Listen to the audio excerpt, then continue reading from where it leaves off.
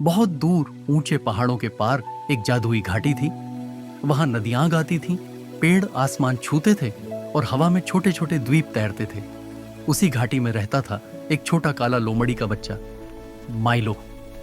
Milo को दुनिया की हर चीज जाननी थी, लेकिन एक सुबह कुछ बदल गया।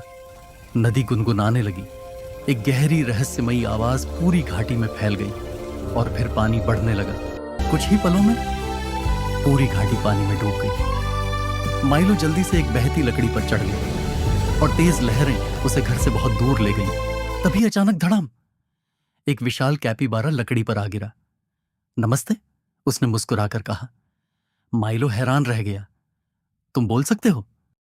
फिर आसमान से 3 शोर मचाते तोते नीचे आए। तूफान आ रहा है, बहुत बड़ा तूफान, हम सब डूब जाएंगे। और तभी से सफर थोड़ा डरावना हो गया।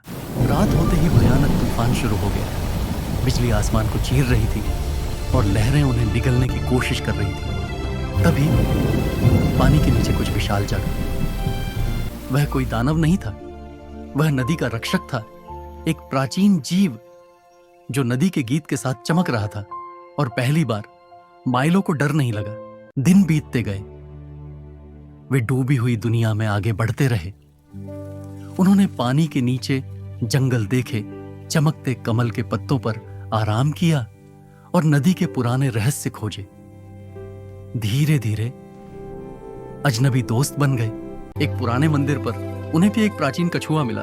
उसने माइलो से कहा, यह नदी सब कुछ याद रखती है, हर कहानी, हर आवाज, हर जीवन। लेकिन नदी की आखिरी परीक्षा अभी बाकी थी। विशाल भंवर उन्हें एक खतरनाक खाई की ओर खींचने लगे। सब डर गए, लेकिन माइलो ने नदी की आवाज सुनी और उसी आवाज ने उन्हें बचा लिया। धीरे धीरे पानी उतरने लगा, घाटी फिर से सांस लेने लगी, पेड़ लौट आए, घास फिर उग आई और दुनिया फिर से जीवित हो गई। अब विदा लेने का समय था। तोते आसमान में उड़ गए, बोरो शांत जंगलों की ओर चला गया और नदी का रक्षक फिर से गहराइयों में खो गया। सूरज ढल रहा था। माइलो शांत नदी के किनारे बैठा था।